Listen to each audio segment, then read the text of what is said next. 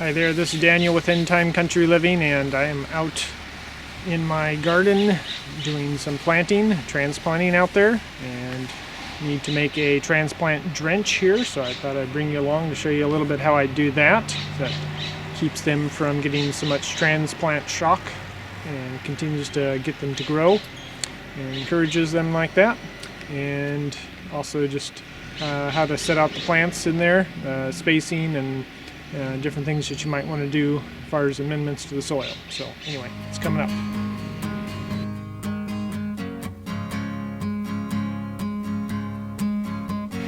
So the first step in my transplant drench here that I'm using is making some compost extract, which has a lot of humic acid in it, which is really good for the plants. Helps to kind of tie up some water-soluble nutrients and then make it available for the plants through the biology. So it's also including a lot of biology in here as well. That's bacteria and fungal and microarthropods or anything else that might be swimming around in here, living in the compost. So we're kind of just doing a extract out of that by filling basically a bucket full of, it's about 3/4 full of compost from my compost pile that I know is good, and then filling it up with water and stirring, agitating a little bit, and then pouring it through a little sieve here.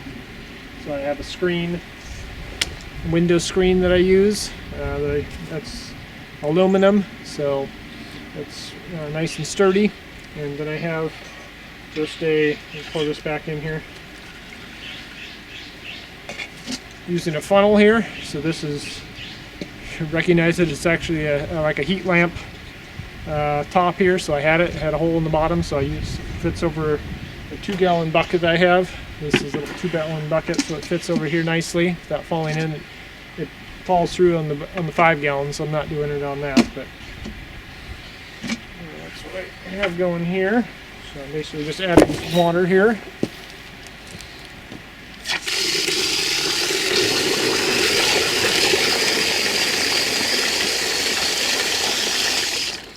Agitate it while it's going in there, so I don't have to sit there and do it another way. Set my screen, kind of push it down in there, and I'm going to pour through it here.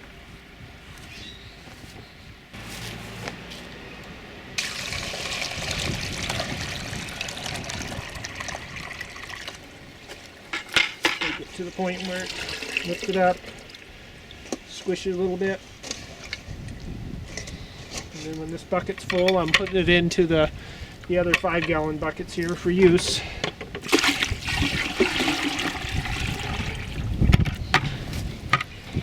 Set it up again, dump the compost back in the bucket here. Pour through again.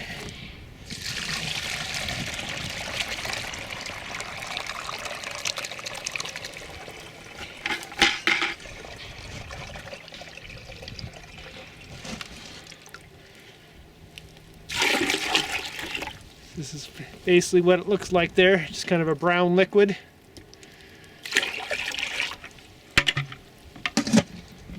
So that gives me about 9.5 gallons or so that I'm used to, put maybe a third mixed in with water.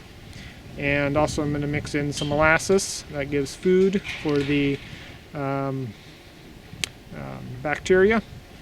And also there's vitamin or minerals in there that they can be chewing on and digesting and making plant available. And then I'll add just a little bit of boron. Well, let's see, do I want to do that? No, I already have boron on the bed, so I don't want to add any more. But if you hadn't, that would be something else to add. And if you have some seaweed type fertilizer, kelp type thing, liquid kelp or something like that, that would be good to add as well. It's a good stimulant.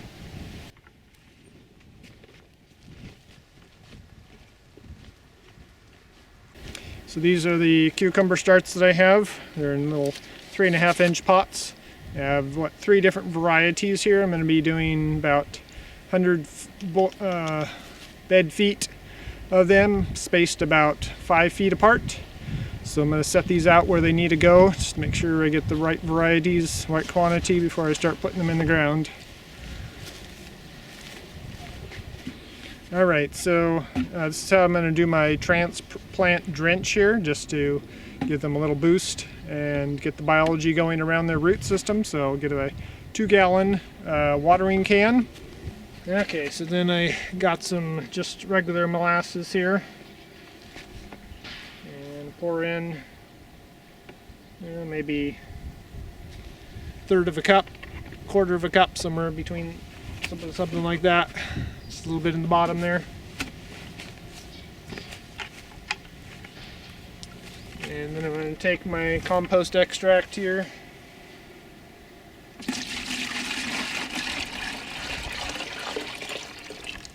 Put about a 1/3 of the contents in here, so it'll be 2/3 water to 1/3 of this compost extract.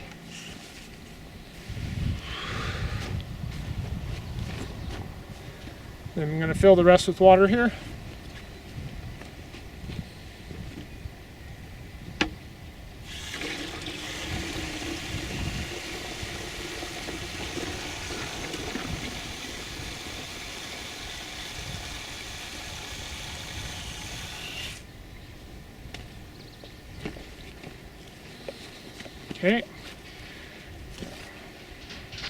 Okay, and then I'll just take a little paint stir stick here, or anything else, other good stirring stick, and get all the molasses dissolved in here and everything mixed in with the water.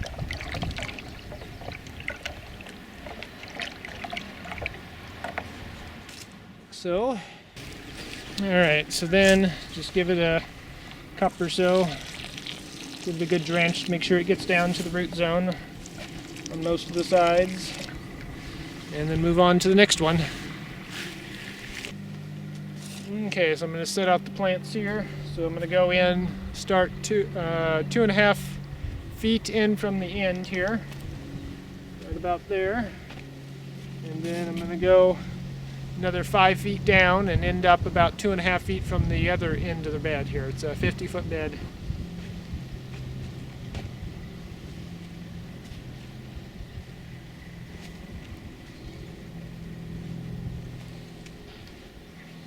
I also like to use a measuring tape, run down the bed there for getting the alignment, so you can see exactly how many feet apart they are here. So I did with the squash here. And since I have squash right next to the cucumbers, I can just line them up with those, since they're all both 5 feet apart. Okay, so we got a mid-east piece here, cucumber. Extract the weeds out of here. Pull out the tag here, set it off to one edge of the bed there at a fairly nice severe angle, so I can easily see the tag there. And then I want to rake back the compost layer here, so I'm going to take the edge of my trowel and be about 1 foot wide. A little box here where I can dig right in the middle here, so I'm going to center it on the middle of the bed here. So I want to dig a hole that's the same size as the pot here. I go on 4 different sides here. Scoop it out. A couple different sides here, so don't get too much on one side. And we'll just do a little bit of a squeeze and let it drop out. So you want to keep it below soil level by about 1/2 inch or so. And crumble up your soil that you took out of the hole around it. Pack it in around it. Stand up nicely. For these, usually the squash I want to lean all to one direction, like down the bed, so they're all got their space, their 5 feet that they can crawl. So I'll probably start to look at this one and decide how it wants to lay, and try to lean it one direction. And we'll pull the compost back, and there it is, all done.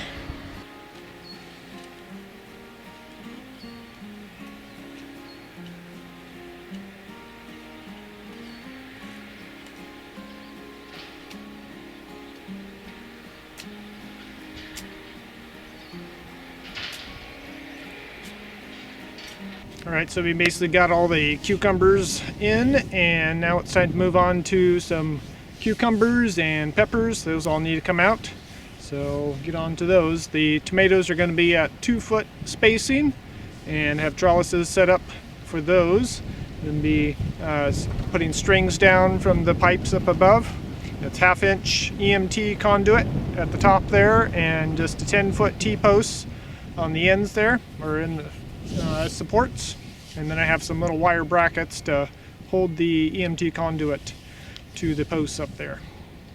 We're going to show you our tomato plants today, but we've shown a lot of our tomato plants.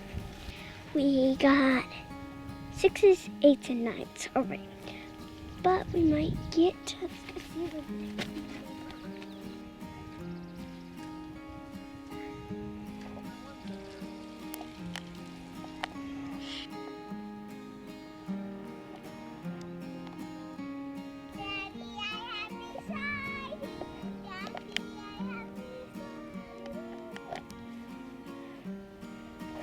Hi, I'm glad you came today, and we're going to show you some things that we would like to show you. So the first thing we're going to do is to look at the peas. Let's go. So we are going to see the pea plants are right here, and we'll get ready. We'll get ready in 5 and 1 minute. As you see, these are our pea plants. These pea plants have been sitting here over about 2 weeks. I'm glad that we will get, I think it was 3 weeks, but we've had them out for a long time, and I'm so glad. So, down there are our lettuce. Down there are our special lettuce. This is a purple corn. This is a green corn. And this is a greeny purple corn. I think it's fun to have lettuce because it's my favorite thing. Okay, that's all we have to show you today. So bye, and thanks for watching.